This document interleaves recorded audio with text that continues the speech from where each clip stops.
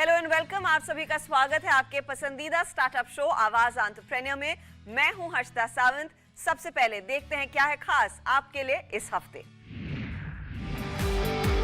Car servicing and repairs के market में गो mechanic का बढ़ता दायरा। इनोवेटिव प्रोडक्ट लॉन्च कर कारोबार को स्केल करने में लगा एयर ओके। और जानिए कैसे शुरू करें बिना मिट्टी की खेती। Authorised car service centre market report के मुताबिक 2025 तक कार सर्विस का मार्केट $300 बिलियन का हो जाएगा।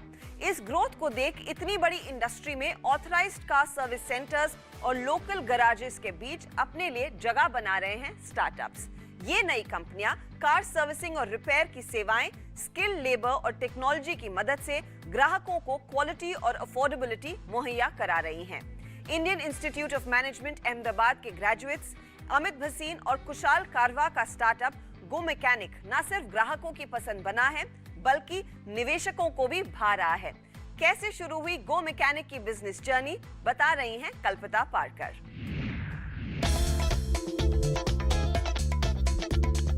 आमदनी 98, खर्चा रुपया। कुछ इसी का अनुभव लिया गुरुग्राम में अपना करियर शुरू करने आए दो दोस्त कुशल कारवा और अमित भसीन ने। दोनों ने रीसेल में ली पहली कार के सर्विसिंग पर इतना खर्च किया कि उतने में और एक कार खरीद पाते। आसपास अपने जैसे कईयों की इस दिक्कत को देखते हुए कुशल और अमित ने इस पर रिसर्च वर्क शुरू किया। हमने मार्केट का रिसर्च किया कि कितने सारे अनऑर्गेनाइज सेक्टर में वर्कशॉप्स है, तो हमको पता चला कि इंडिया में करीब करीब 3 लाख ऐसे वर्कशॉप्स है जो अनऑर्गेनाइज सेक्टर में आते हैं, basically which are not authorised by any OEMs. और हमने इसमें थोड़ा और डीप डाइव किया तो हमको रियलाइज़ किया कि ये सारे जो वर्कशॉप ओनर्स है ये पहले ऑथराइज्ड वर्कशॉप्स में काम करते थे। हुंडई हो गया, मारुति हो गया, टोयोटा हो गया, और इन्होंने फिर अपना खुद का सेटअप शुरू किया है।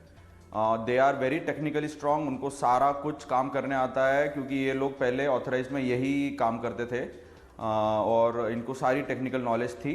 बट उनके पास एक चीज़ नहीं थी जो था कि customer base and the marketing capabilities. Kushal और अमित को इस दिक्कत में बिजनेस आइडिया दिखा। अनऑथराइज्ड सर्विस सेंटर्स जो वेल इक्विप्ड है, अच्छा खासा टेक्निकल सपोर्ट है, लेकिन स्पेयर पार्ट्स का सप्लाई और ग्राहकों की कमी के चलते इनके धंधे में मंदी हुआ करती थी। इन सेंटर्स के जरिए कार सर्विसिंग ग्राहकों को क्वालिटी एट अफोर्डेबल रेट पर देने के उद्देश्य से 2016 में शुरू हुआ गो मैकेनिक। ये जो अच्छे क्वालिटी वर्कशॉप्स है मार्केट में, उनको उनका बिजनेस कैसे बढ़ाया जाए, उनको कैसे स्टैंडर्डाइज किया जाए, उनकी एमआरपी कैसे डिफाइन की जाए, क्योंकि मार्केट में ये भी हो रहा था कि ये कस्टमर, ये जो वर्कशॉप्स थे उनको ये नहीं पता चलता था कि नेक्स्ट कस्टमर आएगा कहाँ से। ये लोग एक जगह पे अपना शॉप डाल के बैठ जाते हैं और फिर दे डिपेंड ऑन द चलता कस्टमर्स, मतलब चलते फिरते कोई आ गया दिन में तो आ गया। तो हमने सोचा कि हम इनके लिए एक ऐसा प्लेटफॉर्म बनाएंगे, we will choose the best quality workshops which are there in the market and then we will get them on the under the GoMechanic umbrella brand. Unauthorised centres की प्रॉब्लम्स को सुलझाकर company ने अपने business को scale किया। आज 10 शहरों में कंपनी के 250 सर्विस सेंटर्स है, जहां ग्राहकों को मार्केट रेट से 30 से 35% कम दाम में क्वालिटी सर्विस मिलती है। सेंटर से सेल पर कमीशन चार्ज करते हुए कंपनी अपना रेवेन्यू कमाती है। जितने कस्टमर्स हम उनको जा रहे हैं हमारे ब्रांड के वजह से या हमारे मार्केटिंग के वजह से, हम उस पर पैसा बनाते हैं।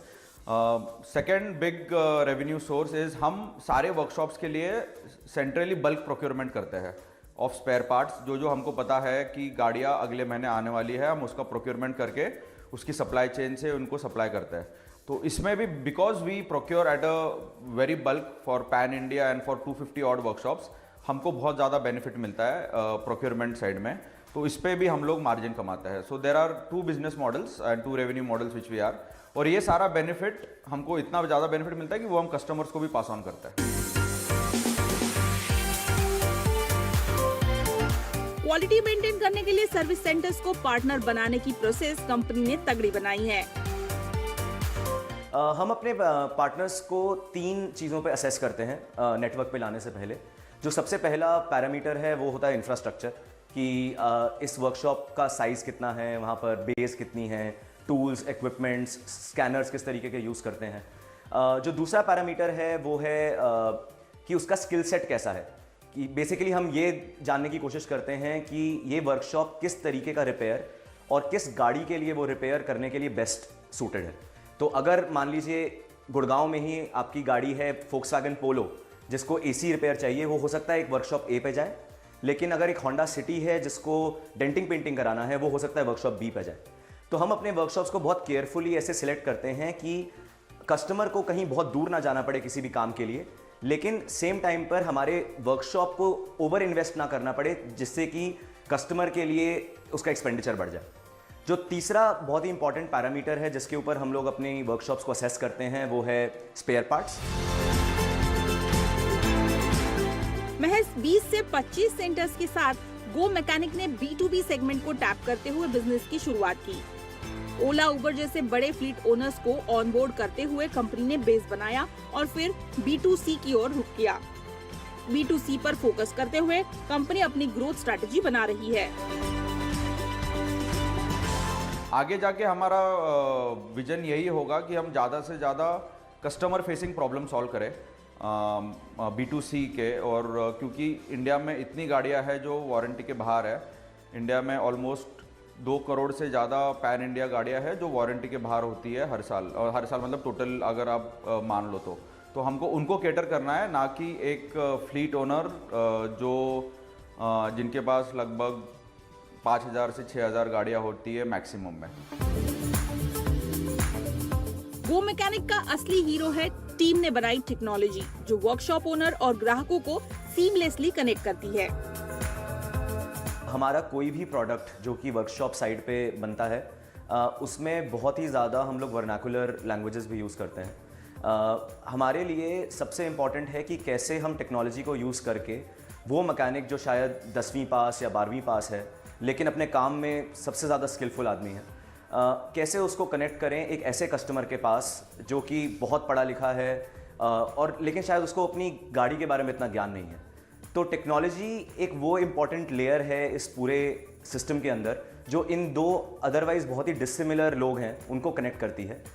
हमारे जितने भी सिस्टम हैं वो इस तरीके से बने हैं कि एक एंड पर वो मैकेनिक से बात करते हैं और बहुत ही सिंपल हैं, बहुत ही इंट्यूटिव चीज़ों को इस्तेमाल करते हैं, जैसे कि लेफ़्ट स्वाइप, राइट स्वाइप, इस तरीके के बहुत ही सिंपल टेक्नोलॉजी के हम लोगों ने फीचर्स यूज़ करे हैं। 30 लाख के स्टार्टअप कैपिटल से फाउंडर्स ने गो मैकेनिक की शुरुआत की। कंज्यूमर से मिलते रिस्पांस के साथ साथ निवेशकों ने भी कंपनी के पोटेंशियल को देखते हुए टीम में भरोसा दिखाया। 2019 में कंपनी ने सीरीज बी फंडिंग राउंड में 105 करोड़ रुपए जुटाए। इसमें सिक्वोया कैपिटल, चिराटे वेंचर्स और ओराइस वेंचर्स जैसे निवेशकों ने हिस्सा लिया। आगे जाके हम ये देखते हैं कि जैसे जैसे हमारी नंबर ऑफ सिटीज़ बढ़ेगी, नंबर ऑफ जोग्राफीज बढ़ेगी, तो हम कैपिटल रेस करते रहेंगे to expand. This capital will be used mostly only in 2 things, which is building technology and second is to for expansions. क्योंकि इनिशियल कोई भी सिटी में अगर हम लोग एक्सपांड करते हैं तो पहले 5-6 मंथ हमको एक्सपांड अपना इन्वेस्टमेंट करना पड़ता है, तो वो इन्वेस्टमेंट के लिए we have to raise a lot of capital. इसके बाद इस साल में जो हम नए इनिशिएटिव्स ले रहे हैं कि हम इंटरनेशनली जो सिमिलर इंडिया के जैसे सिमिलर मार्केट्स है वहाँ पे जाएंगे, उसके लिए हम और कैपिटल रेज करेंगे। The nearest targets are the countries in South East Asia and countries in Africa which are very similar to India. We will also require a lot of investments in terms of technology, क्योंकि ये एक ऐसा space है जहाँ पे technology systems बने ही नहीं हैं। लोग अभी भी पेपर और पेंसिल पे काम करते हैं, जॉब कार्ड्स बनाते हैं। तो हम चाहते हैं कि सारी जो ऑटो आफ्टर मार्केट इकोसिस्टम है वो गो मैकेनिक के सॉफ्टवेयर पे आ जाए। ऑटो इंडस्ट्री तैयार हो रही है इलेक्ट्रिक व्हीकल के बदलाव के लिए।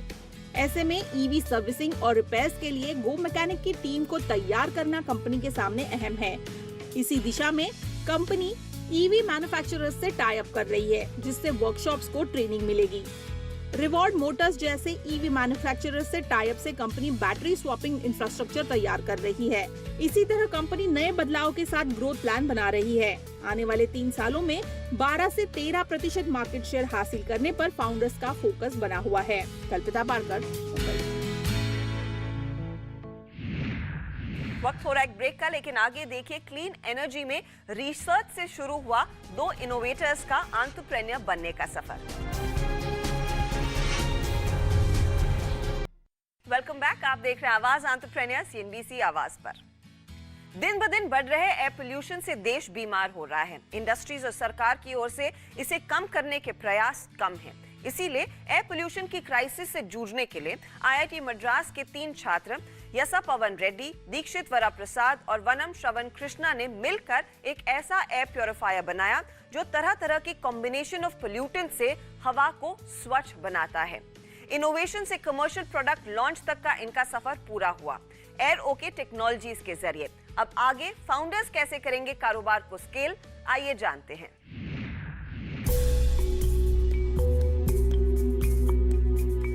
वर्ल्ड हेल्थ ऑर्गेनाइजेशन के मुताबिक रोजाना होने वाली 9 मौत में से 1 एयर प्रदूषण के कहर से होती है और 40% लोग लंग की बीमारी के शिकार होते हैं। ये आंकड़े वाकई हैरान करने वाले हैं। फिर भी इस पर कोई ठोस कदम उठाए नहीं दिखाई देते। ऐसे में दिल्ली का स्टार्टअप एरोके आपको हवा शुद्ध करने की गारंटी देता है। इस कंपनी ने efficient granular absorption particulate arrester यानी इगापा फिल्टर तकनीक से बनाया है विस्टार एयर प्यूरिफायर, जो हवा में mix particulate matter, microbes, fungus और गैसों सब्सटेंस को छानकर सांस लेने लायक शुद्ध हवा में प्यूरिफाई करता है। Seen that the only technology that has been spoken around the world is HEPA, which is very good and in terms of removing the PM 2.5. But actually PM 2.5 is not the only parameter that actually we should talk about. There are a lot of other parameters as well. There are a lot of toxic gases, there are VOCs, and we have to come up with a technology which address all these 3, PM 2.5, toxic gases, as well as the VOCs. So that's the initiation that was starting my project during that point of time, and I have done a number of lab tests during that point of time, and the performance was quite better. And then later on I thought, like, why can't we make this technology into industrial application and commercialize it, and that's how I started this venture. IIT Madras के incubation cell से मिले support के चलते तीनों founders को project level के prototype को commercial launch करने का पुश मिला।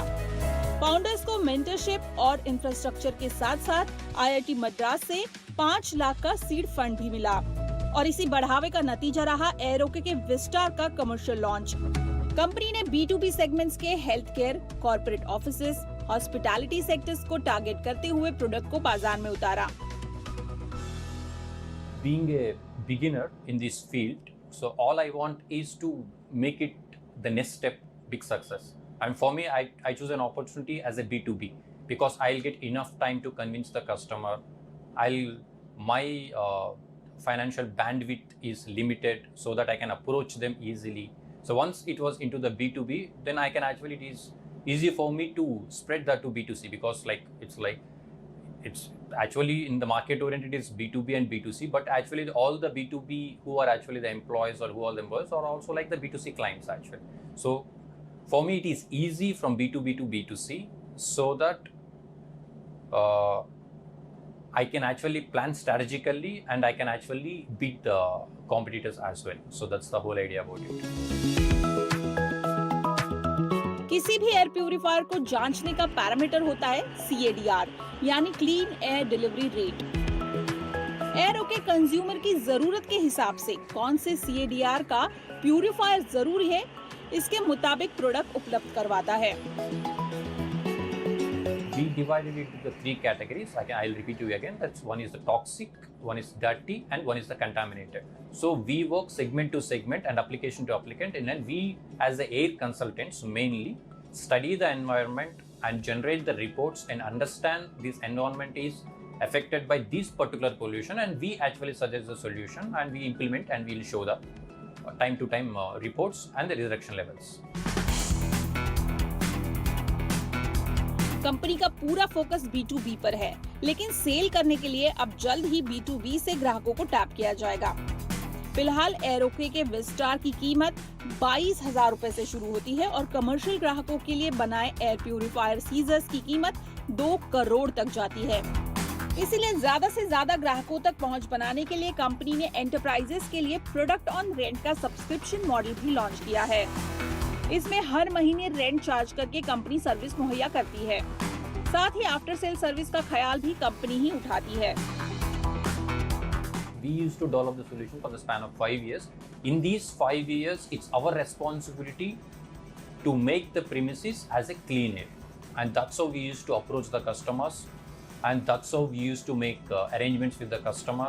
And that's what our commitment as a Aeroke organization. It's not merely just to sell the product and leave the customer. It's all about to take care of the air what they breathe continuously. So we used to do the time-to-time services. For example, like every 15 days, our engineer used to go there and we'll check the filters. I mean, and if it's possible, like he used to suggest cleaning and he used to do the servicing. It depends upon customer to customer. इस product में upgrades और innovation का काफी scope है। Company के तीनों founders का core technology होने से R&D पर फोकस आगे भी कायम रहेगा।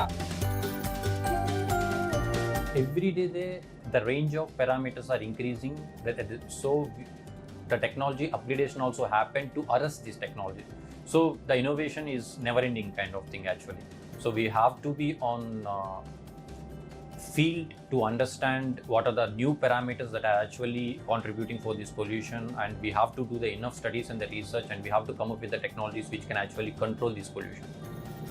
So in that way, like our next immediate is to we are actually developed a technology to observe the CO2, and now we are actually upgrading this technology to rate of arresting this technology is a bit faster than the previous.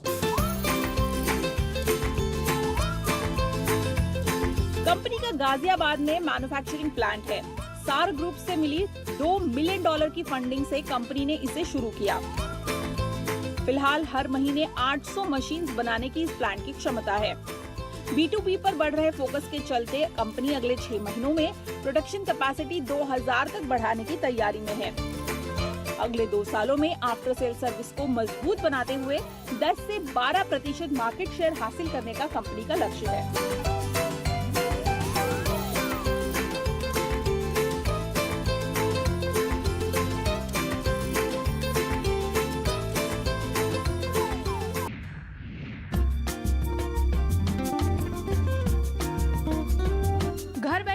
Business शुरू करने की सोच रहे हैं तो जानते हैं एक ऐसा आइडिया जिसमें लागत भी कम है और कमाई अच्छी खासी हो सकती है। हम बात कर रहे हैं बिना मिट्टी के खेती की।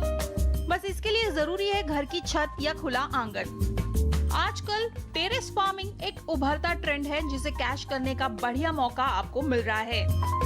इस तकनीक में मिट्टी का इस्तेमाल बिल्कुल नहीं होता है और पौधों के लिए जरूरी पोषक तत्वों को पानी के सहारे सीधे पौधों की जड़ों तक पहुंचाया जाता है। इसे हाइड्रोपोनिक्स कहा जाता है। पौधे एक मल्टीलेयर फ्रेम के सहारे पाइप में उगाए जाते हैं और इनकी जड़ें पाइप के अंदर पोषक तत्वों से भरे पानी में छोड़ दी जाती है। हाइड्रोपोनिक्स तकनीक के सेटअप के लिए कई कंपनियां काम करती है जो शौकिया गार्डन से लेकर कमर्शियल फार्म सेट करने में आपकी मदद करती है। इसमें लेक्सेट्रा एग्रीकल्चर, बिटमाइंड्स इनोवेशंस, फ्यूचर फार्म्स, हमारी कृषि जैसे स्टार्टअप्स काम कर रहे हैं। इन कंपनियों से हाइड्रोपोनिक्स सेटअप को खरीदा जा सकता है। 2 मीटर ऊंचे एक टावर में करीब 35 से 40 पौधे लगाए जा सकते हैं, यानी लगभग 400 पौधे वाले 10 टावर आप 1 लाख तक में खरीद सकते हैं। अगर सिस्टम को सही तरीके से इस्तेमाल किया जाए तो आगे सिर्फ बीज और न्यूट्रिएंट का ही खर्चा आएगा। मौसम की मार से बचने के लिए नेट शेड या पॉली हाउस की जरूरत होगी। इस तकनीक के जरिए कंट्रोल्ड एनवायरनमेंट में खेती होती है, इसलिए अक्सर किसान ऐसी सब्जियों का उत्पादन करते हैं जिसकी मार्केट में कीमत ज्यादा होती है, जैसे लिट्यूस या स्ट्रॉबेरीज। तो ऐसी महंगी फल सब्जियां उगाकर आप सालाना 2 लाख तक की कमाई कर सकते हैं। इसी के साथ आवाज एंटरप्रेन्योर में इस हफ्ते इतना ही। आपको हमारा शो कैसा लगा ये हमें जरूर बताएं। आप हमसे संपर्क में रह सकते हैं फेसबुक और ट्विटर के जरिए। अगले हफ्ते फिर मुलाकात होगी कुछ और इंटरेस्टिंग आइडियाज के साथ। नमस्कार एंड टेक केयर।